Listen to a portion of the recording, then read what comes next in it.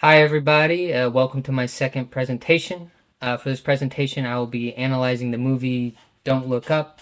It can be found on Netflix. I will be focusing on the initial reaction by the scientific community and the governmental community to the discovery of a planet-destroying meteor. All right, so we begin here in the clear domain. We have our scientists conducting routine astrological monitoring and really running best practices.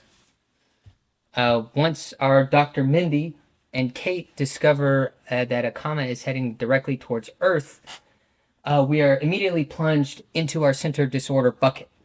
The scientists, they don't know exactly how to respond. There's no protocol for this, and they're trying to decide which domain to approach the problem from. After ultimately deciding to report this issue all the way to the top, right to the White House, we have our initial governmental response, which is to misclassify the problem as a clear problem and to treat it with best practices and routine operations. This really stems from complacency and overconfidence on behalf of our government. After pushback from the public and from the scientific community, the government finally acknowledges the issue, but they misclassify it again, taking us to the complicated domain. This is clearly a complex issue that has been misclassified as complicated. Government is using good practices and consulting experts. They're sending the data to Harvard scientists and to Bash Industries, which is a tech company, to try to solve the problem. Because of this repeated misclassification and really the failure to land in the complex zone and conduct experimentation and safe to fail probes, the situation eventually plunges into chaos. You can see here, I have created my own metaphor here. This is the high-speed slide to chaos.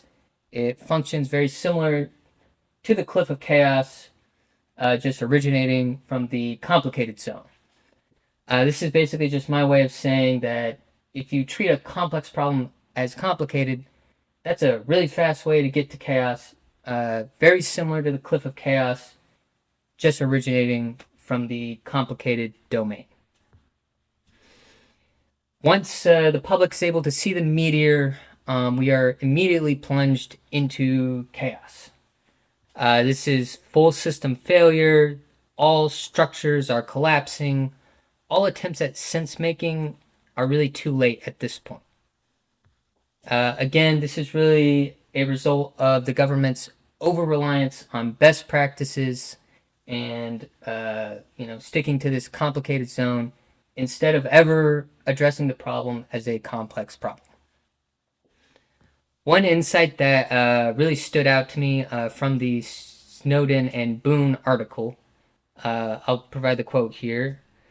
They state that the most frequent collapse into chaos occurs because success has bred complacency.